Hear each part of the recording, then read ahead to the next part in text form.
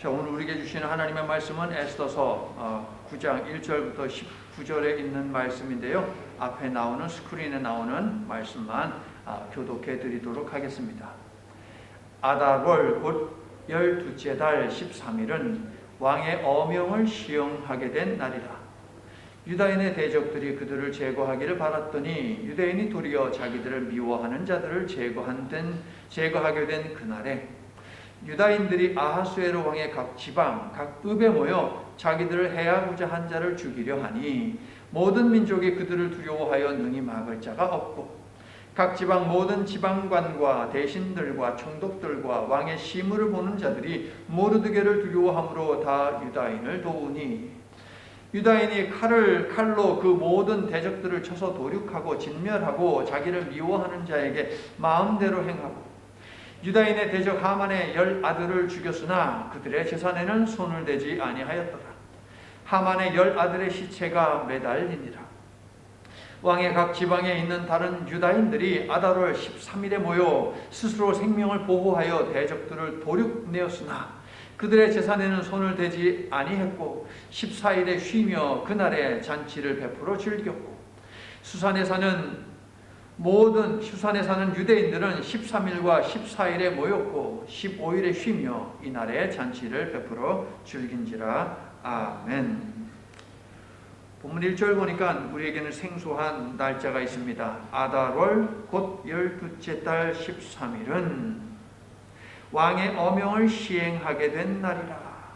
우리식으로 이야기하면 기원전 474년 12월 13일인 이 날은 하만이 점을 쳐서 유대인을 죽이고 도륙하고 진멸하기로 작정한 바로 그 날입니다. 그런데 이날 초상의 주인공은 누구입니까? 유대인들입니까? 아니죠. 하만의 아들들이 초상당하게 되었습니다. 성도 여러분, 점쟁이를 찾고 무당을 찾는 인생은 재앙을 피하기는커녕 재앙을 부르는 인생이 될 수밖에 없다 하는 것을 보시기를 바랍니다. 세상을 만드시고 주관하시는 분은 오직 여호와 하나님이신데 그분의 의중을 어떻게 점쟁이가 알 수 있고 어떻게 무당이나 도사와 같은 자들이 알 수 있겠느냐 하는 것입니다. 여러분 동의하세요? 그러므로 하만이 아무리 점을 쳐서 아무리 좋은 날짜를 잡아도 그것을 뒤틀고 바꾸시는 분은 여호와 하나님이시다라는 것입니다. 드디어 12월 13일이 되었습니다. 이는 하만이 죽음의 조서를 작성하여 전국에 보낸 날부터 11개월이 지난 날입니다. 가장 먼 지방에 하만이 보낸 조서가 도착했다라고 보면 그때부터 8개월이 지난 날이 되겠습니다. 모르드게가 생명의 조서를 쓰고 왕의 도장을 찍고 보내고 나서 시간이 얼마나 흘렀습니까? 9개월이 지났습니다. 모르드게가 보냈을 때를부터 추정을 하면 가장 먼 지방에 있는 곳에서 모르드게의 생명 조서를 받고 6개월이 지난 다음이 바로 12월 13일이 되겠습니다. 페르시아에 사는 모든 사람들은 두 번째 조서를 받은 날로부터 6개월 이상 죽음이 담겨있는 조서를 선택할 것이냐 생명이 담겨있는 조서를 선택할 것이냐라고 하는 두 가지의 그 기로에 서 있었습니다. 드디어 12월 13일 그날이 되었습니다. 이제 선택한 행동에 나서야 합니다. 모르드게는 새 조서를 통해 유대인들에게 적으로부터 자신을 방어하기 위해 모일 수 있는 자유를 주었죠. 모이다에 해당하는 단어는 신약에서 교회에 해당하는 단어라는 말씀을 드렸지요. 신약의 용어로 이야기하자면 그들은 교회로 모인 것입니다. 그러나 만일 유대인이 상대하기 어려울 정도로 대단한 적들이 모여서 유대인을 대적한다면, 예를 들면 수산성에 살고 있는 유대인들이 10만 명인데 50만 명에 해당하는 그러한 대적자들이 중무장을 하고 온다면 유대인들은 진멸당하고 말 것입니다. 결전의 시간이 되고 두 다른 위치에 선 자들 사이에 전쟁이 벌어집니다. 오늘 본문을 보니까 어떻게 되었습니까? 제비를 뽑고 점을 치는 자들이 이겼습니까? 그렇지 않지요. 생명의 법을 선택한 자들의 완전한 승리입니다. 잠언서를 여러분들에게 읽어드렸지요. 16장 33절. 제비는 사람이 뽑으나 모든 일을 작정하기는 여호와께 있느니라. 할렐루야. 하나님께서 작정하셔서 그들이 세운 모든 계획을 그들이 가장 좋은 날이라고 짚었던 바로 그 날에 뒤집어 엎으셨다는 것입니다. 성도 여러분, 하나님이 우리 눈에 보이지 않는다고 해서 그곳에 계시지 않는 것이 결코 아닙니다. 보이지 않는 곳에 계셨던 그 하나님이 하만의 계획을 미리 아셨고 그것을 완전히 뒤집어서 역전이 반전이 일어나게 하셨다 하는 것이지요. 최후 심판의 날에 있을 전쟁도 사랑하는 성도 여러분, 이미 답은 정해져 있습니다. 맞지요? 생명의 부활로 가느냐? 심판의 부활로 가느냐? 요한복음 5장은 그렇게 우리들에게 알려주고 있습니다. 생명의 부활로 가느냐? 심판의 부활로 가느냐? 이것은 십자가 복음 앞에 선 개개인의 선택의 몫입니다. 생명의 부활로 갈지 심판의 부활로 갈지 자기가 결정해서 가는 거예요. 선택한 부활의 길을 포기하는 어리석음을 범하지 말고 그 길을 억척스럽게 고집하며 가는 지혜로운 저와 여러분이 될 수 있기를 예수님의 이름으로 축원합니다.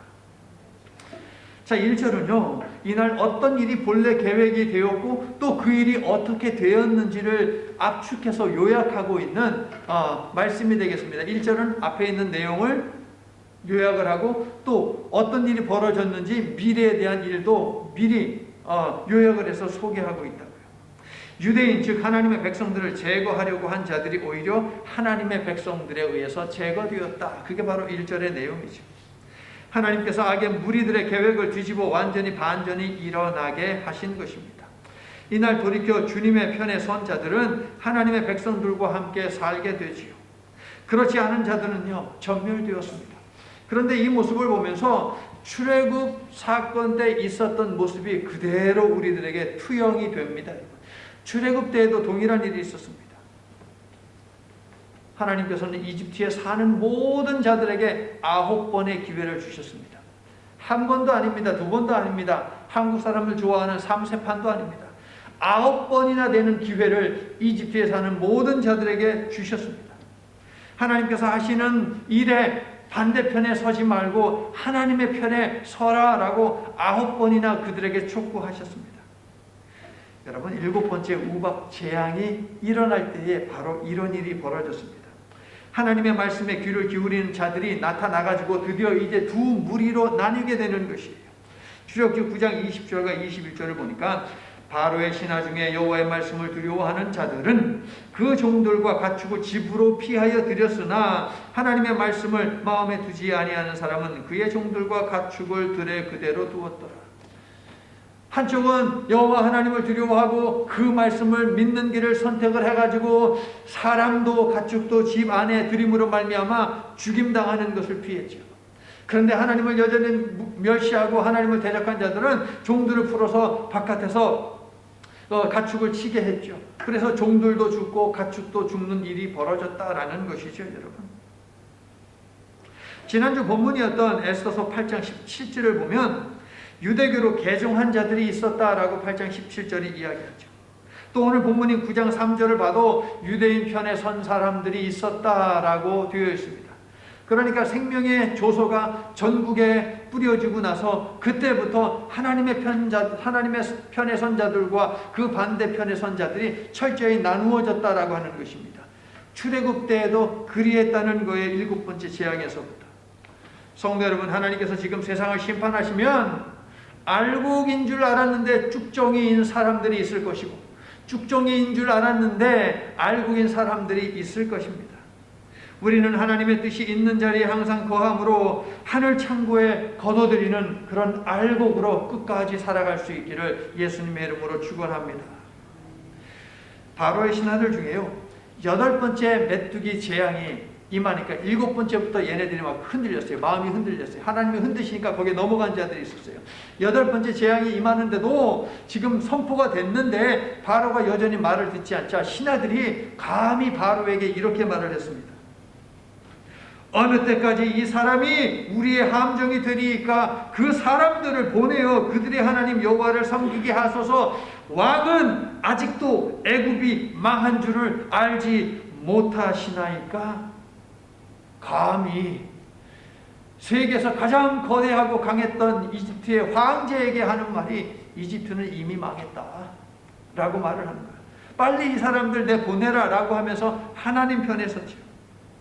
하지만 들을 귀 없는 바로는 끝내 이 말을 거부하고 결국 여호와께서 보내신 죽음의 사자가 애굽 전역을 뒤덮어서 애굽 전역은 어떻게 됐습니까? 통곡으로 가득하게 된 것 우리는 잘 알고 있습니다. 성도 여러분, 그만큼 눈앞에 보이는 이익을 갖다가 포기하는 것이 쉽지 않은 거예요. 그만큼 나의 자존심을 내려놓는 것이 이거 정말 쉽지 않은 거예요. 내가 바로인데, 저것들이 전부 다 재산인데 노예로 그냥 다른 나라에 팔아먹어도 저게 지금 돈이 얼마야? 계산이 앞서는 거죠. 그래서 내보내지 못하는 거예요. 그런데 포기하지 않으니까 어떻게 되었어요? 멸망이 찾아오더라라고 하는 것입니다. 오늘 본문을 보니까 6개월 이상의 회개의 시간이 있었음에도 불구하고 돌이키지 않고 하나님의 구원 계획에 대적한 그러한 자들이 있습니다. 가라지 같은 자들이 있었습니다. 새로운 조서가 곳곳에 붙었고 6개월의 회개의 기회가 있었음에도 불구하고 하나님의 백성들을 이유 없이 대적하고 죽이고 그들고 가지고 있는 것을 빼앗으려고 했던 그들은 스스로 멸망의 운명을 선택한 것이죠. 그들은 결국 칼에 도륙당하고 진멸된 것이 오늘 본문에서 증거하고 있는 바입니다. 완악한 바로도 끝까지 이런 어리석은 선택의 길을 포기하지 않았지요. 그래서 어떻게 되었습니까? 그의 수많은 훌륭한 군사들과 무기들이 그냥 홍해 바다에 그냥 잠기고 말지 않았습니까, 여러분? 그런데 출애굽기 12장 38절을 보게 되면 출애굽할 때 이스라엘 백성들이 10번째 재앙과 함께 출애굽할 때에 그때에 이스라엘 백성들과 함께한 이방 사람들도 많이 있었다라고 하는 보도가 있습니다. 왜 그들은 함께 이스라엘 백성들과 했을까요? 모세와 이스라엘의 하나님을 두려워하고 동시에 그 하나님을 의지하고자 하는 마음이 그들에게 있었다 하는 것입니다. 오늘 본문 2절에도 모든 민족이 유대인을 두려워해서 유대인을 대적하는 자들 편에 서지 않았다라고 그렇게 기록되어 있지 않습니까, 여러분? 사랑하는 성도 여러분, 회복시키시는 하나님의 은혜를 받으려면 무엇이 있어야 되느냐? 돌아섬과 돌이킴이 있어야 한다는 거예요. 회복시키는 하나님의 은혜, 우리 모두 원하는 바입니다. 그렇죠. 그런데 전제가 있어요. 돌아섬과 돌이킴이 있어야 됩니다. 이것을 성경은 무엇이라고 부르느냐? 회개라고 부르죠. 3절을 보니까 심지어 페르시아 제국의 모든 관료들까지 나서서 유대인을 도왔습니다. 앞에서는 세 부류만 계속 나왔는데 왕궁에서 집무하는 사람까지 포함을 해가지고 모든 관료들이 하나님의 일에 함께 했다라고 보도를 하는 것인데요. 왜 그랬을까요? 유대인들 그 너머 뒤에 계시는 여호와 하나님을 그들은 본 것이죠, 여러분. 스가랴서 8장 23절입니다. 그날에는 말이 다른 이방 백성 10명이 유다 사람 하나의 옷자락을 잡을 것이라. 곧 잡고 말하기를 하나님이 너희와 함께 계심을 들었나니 우리가 너희와 함께 가려 하노라 하리라. 아멘. 어떤 것이 보이십니까, 여러분? 이것이 죽음의 조소를 돕는 생명의 조소, 즉 복음의 힘이에요, 여러분. 저와 여러분에게 이 생명의 영생의 복음이 있음을 믿습니다. 우리가 복음의 힘을 입어 복음을 드러내면 세상은 우리를 두려워하게 되어 있고 세상은 우리에게 나와서 우리에게 우리의 옷자락을 붙잡으면서 나도 함께 갑시다, 하나님 나라. 나도 함께 당신이 가지고 있는 그 구원과 영생을 얻게 해 주시오라고 그렇게 매달릴 것이라고요.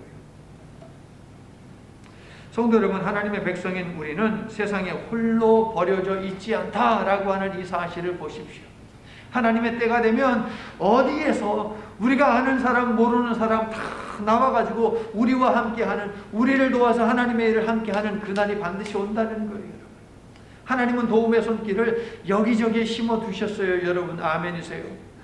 하나님은 우리를 결코 홀로 두지 아니하십니다. 우리를 힘들게 하는 역풍도, 강풍도, 태풍도 하나님께서 만지시면 언제든 우리를 변화시키고 돕는 순풍으로 바뀐다라는 이 사실을 믿으시기를 예수님의 이름으로 축원합니다.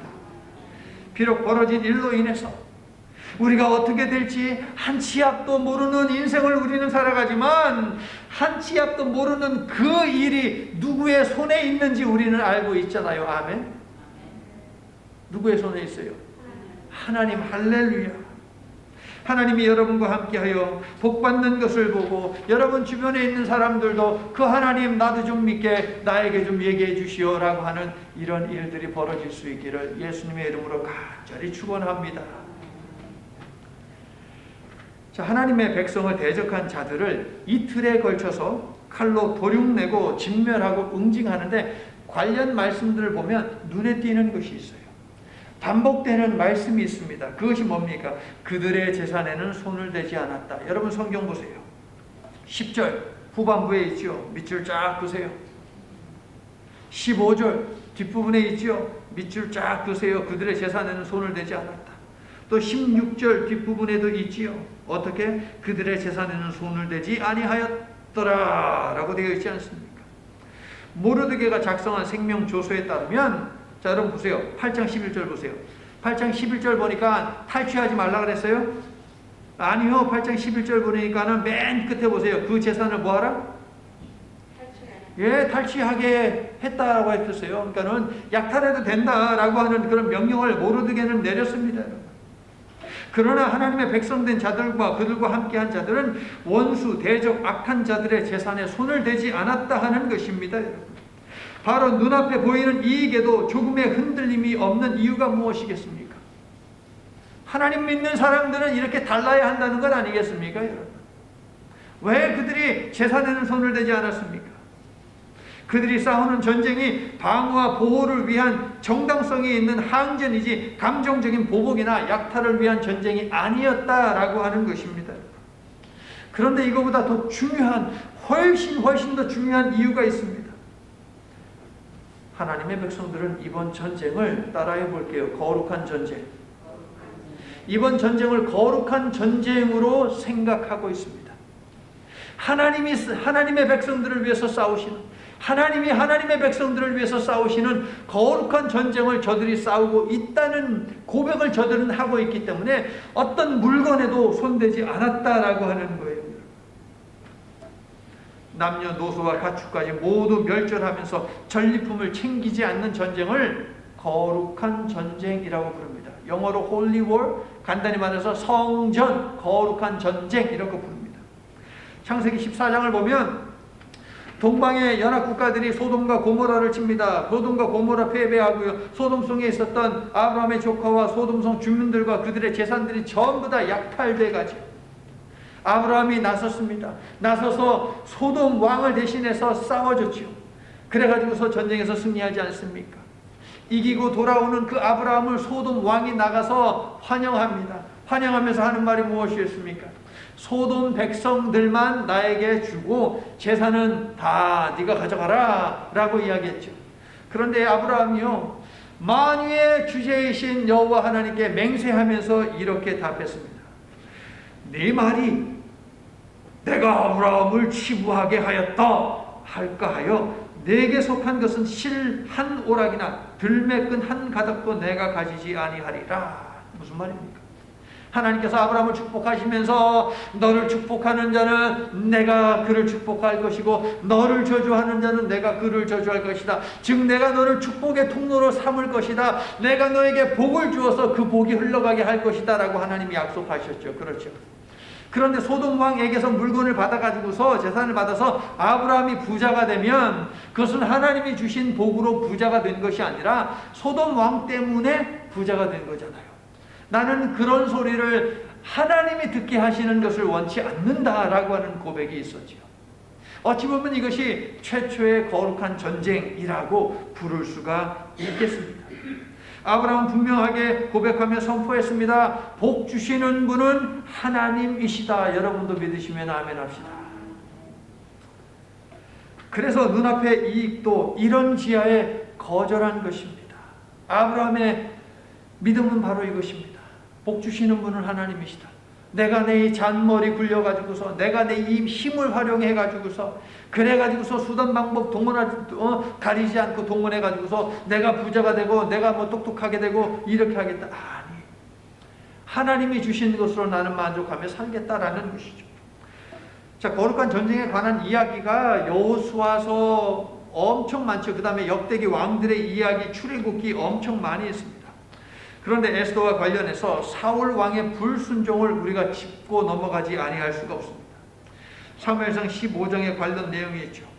하나님은 사울 왕 시대로부터 시작을 해가지고 400년 전 이스라엘 백성들이 이집트에서 빠져나올 때에 저 뒤처진 연약한 사람들을 아주 약섭하고 아주 비겁하고 얌체처럼 공격한 그 아말렉을 하나님은 기억하고 계세요. 그래서 그 아말렉을 갖다가 응징하기를 원하십니다. 그래서 사울에게 이렇게 명령하시죠. 지금 가서 아말렉을 쳐서 그들의 모든 소유를 남기지 말고 진멸하되 남녀와 소아와 젖 먹는 아이와 우양과 낙타와 나귀를 죽이라. 그러나 사울은 이 명령에 순종하지 않았습니다. 15장 9절을 보면 이렇게 되어 있어요. 사울과 백성이 아각과 아말렉의 왕입니다. 그의 양과 소의 가장 좋은 것 또는 기름진 것과 어린 양과 모든 좋은 것을 남기고 진멸하기를 즐겨하지 아니하고, 그 다음 말씀이 참 기가 찹니다. 어떻게 되어 있냐? 가치 없고 하찮은 것은 진멸하니라. 어떤 것은 죽이고 어떤 것은 살릴지 지금 누가 판단하는 거예요? 지 멋대로 지가 지금 판단하고 있어요. 하나님이 판단하셔서 모든 것을 없애라라고 말씀하셨는데 어떤 것이 가치가 있는지, 어떤 것이 좋은지 나쁜지 무가치한지 이것을 지가 판단하고 있어요.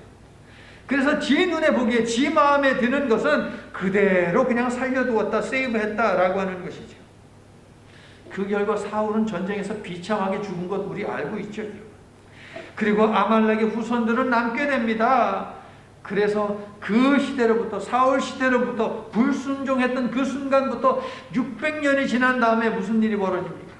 하만이라는 자, 아말렉 왕족의 후예인 하만이라는 자가 이스라엘의 후예인 바로 유대인 그 백성들을 진멸하고자 계획을 세웠고, 그것이 실현될 날만을 지금 기다리고 있는 것 아니겠습니까? 그래서 이스라엘 백성들은 공포 속에서 살았습니다, 여러분. 그 누구 때문이에요? 쭉 거슬러 올라가니까 사울 한 사람의 불순종 때문에 이런 일이 벌어졌다는 거예요, 여러분. 무엇이 보이십니까? 사랑하는 성도 여러분, 오늘 나의 순종과 불순종이 내 저 미래의 후손들에게 영향을 줄 수 있다는 거예요, 여러분. 하나님은 천대까지 우리를 축복하기를 원하시는데, 오늘 그러므로 내가 하나님 앞에서 순종하는 모습을 갖지 않는다면 안 좋은 일이 생기는 거죠. 대신에 오늘 내가 순종하면 내가 이름도 모르고 애들이 어떻게 생겼는지도 모를 그 후손들까지 하나님께서 책임지고 축복해 주신다라고 하는 사실입니다, 여러분. 이것을 보십시오. 그러므로 오늘 하나님 앞에서의 나의 믿음이 얼마나 소중한지 이것을 보십시오. 여러분이 죽은 다음 저 세상에서 후손들을 보며 후회하는 일은 결코 만들지 마시기를 예수님의 이름으로 간절히 축원합니다. 자, 고대 전쟁의 목적은 뭘까요? 고대 왜 전쟁을 일으켰습니까? 목적은 하나입니다. 약탈입니다. 방어하는 것 말고 전쟁을 막 일으켜서 나가서 막 그냥 공격하고 막 하는 거 있잖아요. 목적은 약탈입니다. 남의 땅을 빼앗아 내 땅을 넓히고, 남의 백성을 빼앗아 내 나라의 노동력과 그 다음에 군사력으로 사용하고, 남의 재산을 빼앗아서 내 창고를 채우고, 이 일을 위해서 전쟁을 벌였습니다.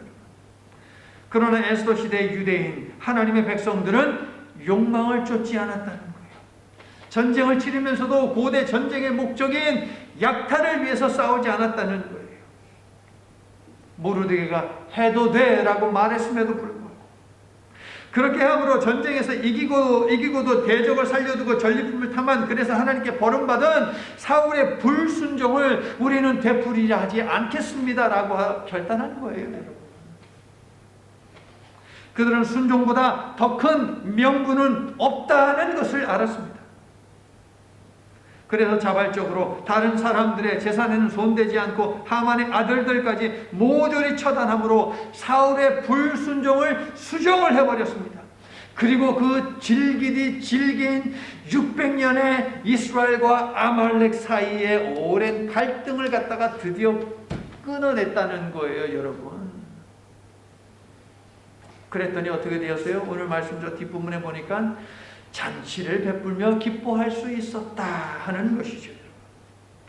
성도 여러분, 이처럼 하나님의 회복하시는 은혜는 불순종의 옷을 벗고 순종의 옷을 입을 때 임하게 된다는 사실을 기억하시기 바랍니다. 사탄은요, 우리 속에 내재해 있는 육신의 정욕과 안목의 정욕과 이생의 자랑을 언제나 자극합니다. 그러므로 눈앞에 대적도 경계해야 하지만 내 안의 탐욕을 더욱더 경계하고 주의해야 할 줄로 믿습니다.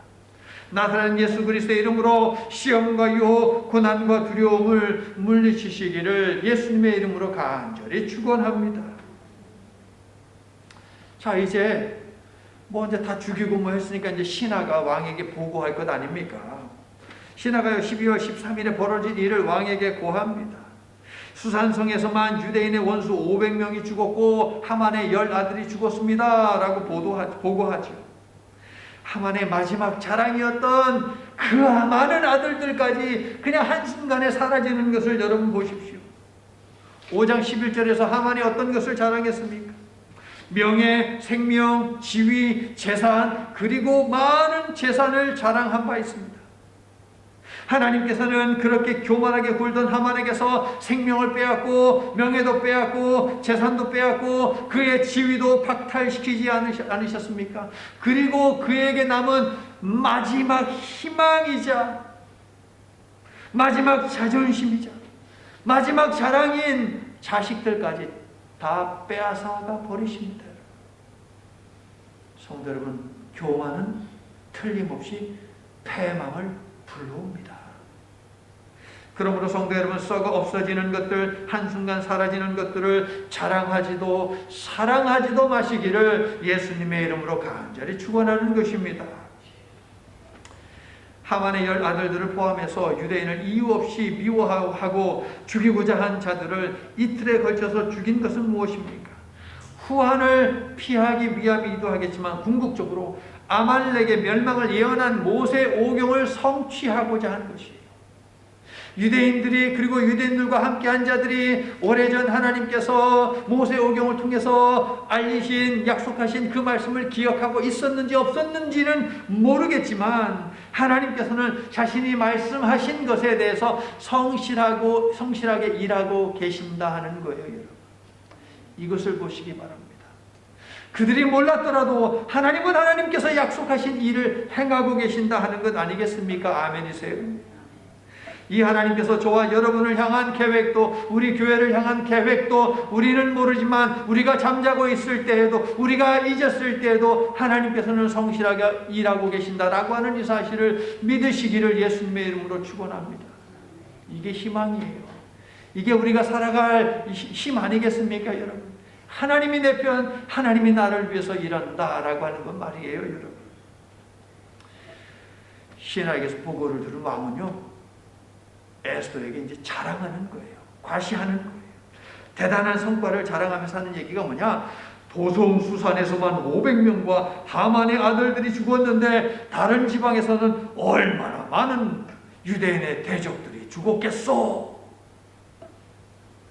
왕은요, 유대인이 구원되었다라든가 대적을 물리쳤다라든가 여기에 대해 관심이 없어요. 뭐에 관심이 있습니까? 다만 많은 수의 사람이 죽었다라는 것에만 관심을 두고 있죠. 이어서 네 번째 같은 질문을 에스더에게 하죠. 어떤 질문이요? 그대의 소청이 무엇이냐? 그대의 요구가 무엇이냐? 말만 해라. 내가 다 들어줄게. 벌써 네 번째 똑같은 질문을 에스더에게 합니다. 이게 뭡니까, 여러분? 분명 자신의 힘을 과시하는 말이에요, 여러분. 그런데 하나님께서는 왕의 이러한 말을 통해서 악의 세력의 씨를 말려 버리신다는 거예요, 여러분. 성도 여러분, 그날이 되면 하나님의 심판이 얼마나 철저하고 얼마나 완전할 것인지 여러분 보십시오. 악한 게으른 무지랭이, 사람의 생명에는 관심도 없는 그런 왕의 입을 통해서 네 소원이 무엇인지 말해봐 또 묻게 하고, 그래서 하루도 시간을 벌어가지고서 남아있는 잔당들을 갖다가 없애게 하신다. 하나님의 심판이 이와 같다는 거예요. 모든 의인은 생명의 부활로 들이시며 영원한 기쁨을 누리게 하시고, 모든 악인은 심판의 부활로 들이시어 영원한 고통을 겪게 하시는 것, 이것이 최후의 하나님의 심판입니다. 그러므로 여러분의 삶 속에서 벌어지는 사탄과의 영적 싸움에서 사랑하는 성도 여러분, 사탄에 철저히 맞서서 싸우시기를 예수 그리스도의 이름으로 당부의 말씀을 드리겠습니다. 자, 소총과 요구를 묻는 왕에게 에스더는 두 가지 또 부탁을 하죠. 계속 이제 두 가지. 왕이 네 소원이 무엇이냐, 네 요구가 무엇이냐 두 개를 했기 때문에 에스더는 두 가지를 요구합니다. 뭡니까? 첫 번째, 먼저 페르시아 전역에까지 확대를 해가지고 조서를 쓰고 보내는 데는 시간이 많이 걸리니까 수산성에 제한해가지고 하루만 더 시간을 주셔서 여기에 남아있는 유대인을 대적하는, 하나님의 백성들을 대적하는 자들을 소탕하게 해주소서라고 부탁을 하죠. 수산성에서 첫날 몇 명이 죽었습니까? 500명이 죽었습니다. 둘째 날은 몇 명이 죽었는지 아십니까? 300명이 죽었습니다. 그러니까 하나님의 백성들을 노리는 자들은 정말 많았다라고 하는 것을 알 수 있죠. 만약에 에스더가 유대인을 대적하는 자들을 갖다가 하루만 없애고 그 다음에 이틀째 그대로 두었다면 그들은 더더욱이 이를 갈았을 것입니다. 복수의 칼을 갈았을 것입니다. 그리고 유대인들을 갖다가 암살하고 또 유대인들을 갖다가 쳐서 멸하기 위해서 세력을 규합했을 것입니다. 왜? 첫 번째 조소가 여전히 있기 때문에. 유대인들은 상당히 큰 위험에 빠지게 될 것이겠죠. 자, 두 번째로 에스더가 부탁한 것은 무엇입니까? 하만의 10 아들들의 시체를 나무에 매달게 해 주소서라고 했습니다. 죽은 사람이나 산 사람을 나무에 매다는 것은 왕만이 할 수 있는 일입니다. 왕의 명령이 있어야만 했습니다. 그런데 여러분, 고대 근동에서 사람을 나무에 매다는 것은 가장 수치스러운 일이었습니다. 사람이 경험할 수 있는 가장 수치스러운 일은 산채로 혹은 죽은 채로 나무에 매달려 있는 것이거든요. 우리 예수님께서 이 나무에 매달리지 아니하셨습니까, 여러분? 자, 그러니까 에스더가 이 부탁을 한 것은 첫 번째, 하만의 온 집안에 수치를 안겨주기 위해서 이것을 부탁했다. 첫 번째. 두 번째, 하만의 10 아들들은 대표적인 반유대주의 운동가들 아니겠습니까? 이런 주동자들이기 때문에 나무에 매달아서 그 싹을 갖다가 완전히 없애겠다라고 하는 것이죠. 그 다음에 유대인을 해하려고 하는 자들은 그 말로가 어떻게 되는지 알리기 위해서, 경고하기 위해서 이 일을 했다는 것이고요. 그 다음에 또 네 번째는 무엇입니까? 혹시 유대인을 없애기 위해서 어떤 음모를 꾸미고 있는 자들에게 메시지를 전하는 것이죠. 하지 말아라. 이들도 이렇게 된다. 라고 하는 그런 역할을 하고 있는 것입니다. 성도 여러분, 회복하시되 온전히 회복하시는 하나님의 완전하신 역사가 여러분의 삶에 임하기를 소망하십니까? 우리는 소망합니다. 그렇기 때문에 우리의 삶에 완전한 하나님의 역사가 임하도록 우리는 말씀에 순종하기 위해서 최선의 노력을 기울여야 하겠다라고 하는 것을 에스더의 이 지혜로운 행동을 통해서 도전을 받게 됩니다. 17절부터 19절을 보니까 진멸의 날이 될 뻔한 그날이 축제의 날이 되었지요. 자, 지난 2주에 걸쳐서 교동문을 만들어서 여러분과 함께 나눴는데 오늘도 교동문을 새로 만들어서 여러분과 함께 나누었습니다. 말씀을 생각하면서 만들었는데 시편 30편에 있는 내용이었죠. 시편 30편은 어떤 내용입니까? 죽음의 위기에서 건져내신 하나님을 찬송하는 노래, 이게 바로 시편 30편입니다. 그런데 그 내용을 보니까 마치 불음절을 염두에 두고 적은 것 같아요. 에스더서를 대상으로 해서 적은 노래 같은 그런 생각이 듭니다. 주의 성도들아, 여호와를 찬송하며 그의 거룩함을 기억하며 감사하라. 저녁에는 울음이 깃들일지라도 아침에는 기쁨이 오리로다. 주께서 나의 슬픔이 변하여 내게 춤이 되게 하시며 나의 베옷을 벗기고 기쁨으로 띠띠우셨나이다. 이는 잠잠하지 아니하고 내 영광으로 주를 찬송하게 하심이니 여호와 나의 하나님이여 내가 주께 영원히 감사하리이다. 할렐루야. 멸망의 위기에서 오히려 7만 5천 명하고 10명이라는 어마어마한 원수들을 도륙낸 하나님의 백성들은 도성 안팎 지방 곳곳에서 잔치를 베풀고 즐기며 서로 예물을 나눕니다. 수산성 이외에 다른 지방에서는 12월 13일 하루 동안에만 하나님의 백성들을 대적한 자들을 도륙냈기 때문에 바로 다음 날인 12월 14일에 잔치를 베풀고 함께 즐거워했습니다. 그런데 수산성에서는 왕에게 하루 더 달라 그랬잖아요. 12월 13일과 14일 이틀에 걸쳐서 하나님의 백성을 대적한 자들을 진멸했기 때문에 그 다음 날인 15일에 잔치를 베풀어서 함께 즐거워했다 하는 것이 17절부터 19절에 있는 말씀이 되겠습니다. 자, 어떻게 되어 있습니까? 쉬며 잔치를 베풀었다라고 되어 있죠. 쉬었다. 이게 뭡니까? 하나님께서 창조의 과업을 마치시고 쉬신 안식의 개념이 찾아집니다. 승리한 하나님의 백성들이 이 12월 14일과 15일을 불임절로 선포하며 하나님이 베푸신 구원과 승리를 기뻐하고 기념하며 잔치를 열었으니 이야기는 해피엔딩입니다.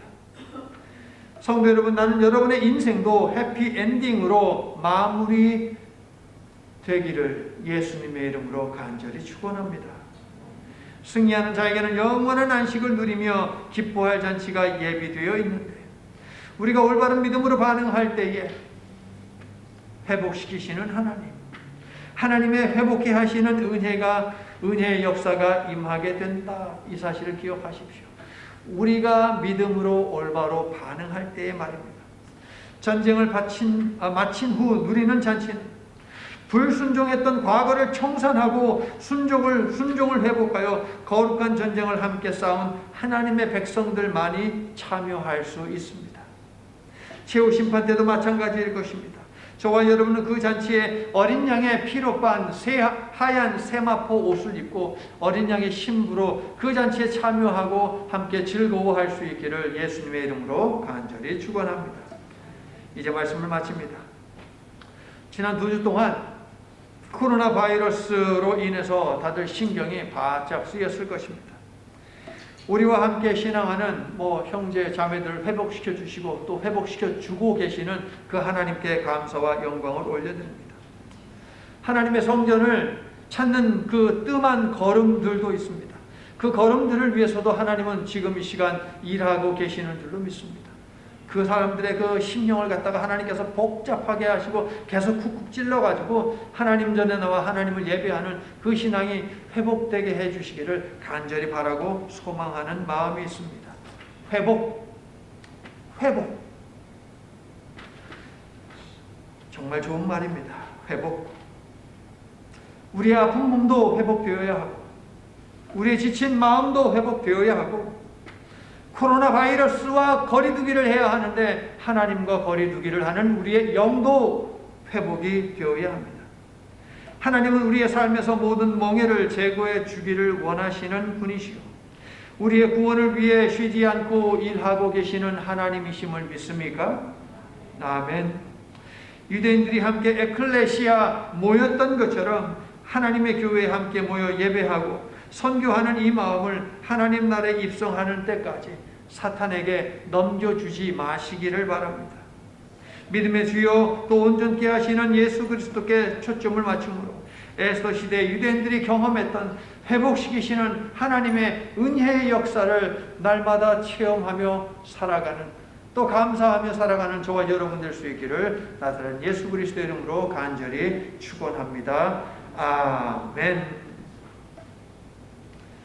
아담과 하와가 하나님 앞에 범죄할 때부터 지속적으로 인간을 향한 구원의 마음을 드러내 주신 아버지 하나님,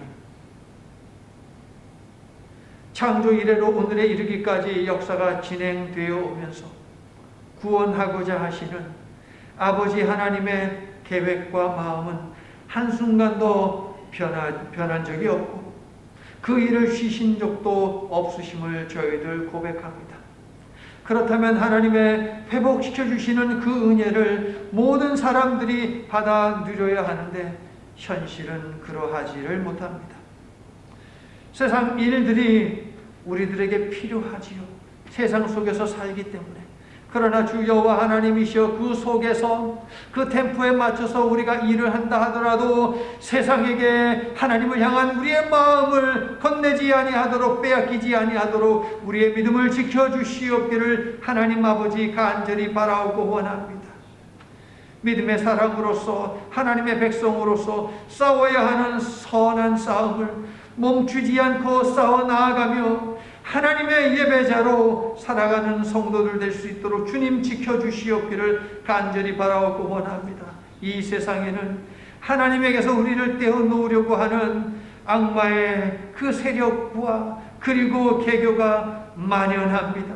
하나님, 그것을 우리가 통찰해내게 하시고 또한 그 앞에서 결단하며 하나님을 선택하며 살아가는 우리의 삶이 될 수 있도록 주님 붙들어 주시옵소서. 그리하여서 회복케 하시는 하나님의 은혜가 언제나 흘러넘치는 그런 인생을 살아가는 저희들 될 수 있도록 주님 축복해 주시옵소서. 예수님 이름으로 기도드립니다. 아멘. 다 함께 일어나셔서 찬송과 우리 함께 찬양입니다. 함께 부르며 축도로 예배를 마치겠습니다.